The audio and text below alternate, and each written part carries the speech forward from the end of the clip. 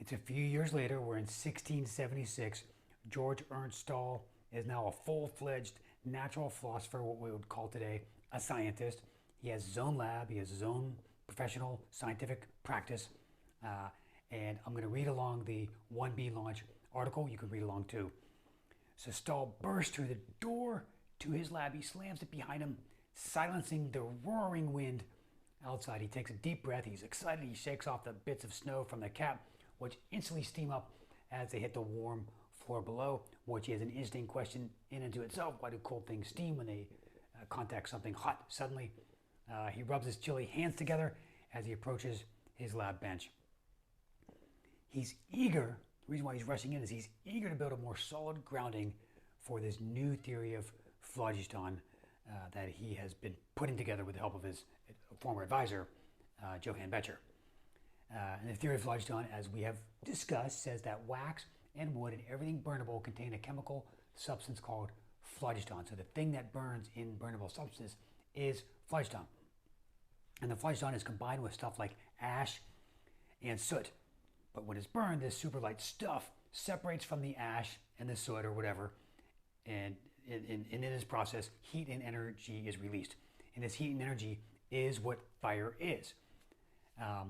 It all seems to make sense. It explains the various phenomena like any good theory should. As he sits down, something kind of bad happens.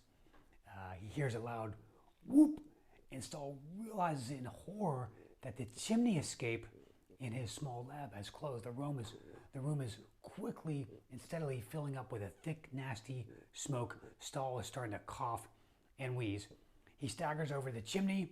He's trying to breathe through his shirt, but he's beginning to feel lightheaded. Now crawling, he finally makes it over to the chimney. Things are not looking good.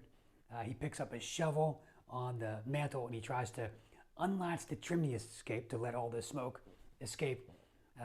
He's coughing loudly. He can't quite get to it. He tries again, but with every passing moment, he grows weaker and finally he falls to the floor.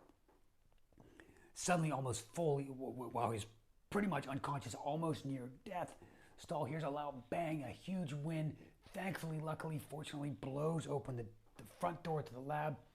Fresh, cold air from the outside floods into the room. Stahl can now breathe.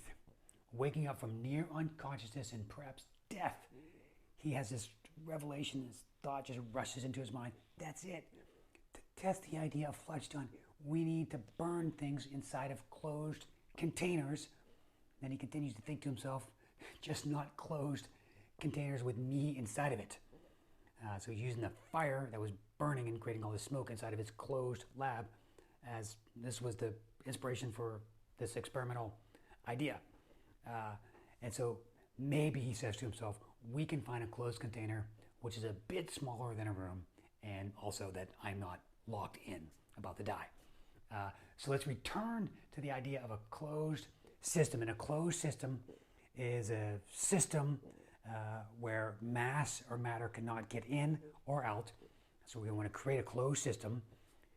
Can you figure out what happens when you isolate a burning material with a limited amount of air? So basically, we're going to put a candle inside of an inverted cup or inverted beaker and see what happens.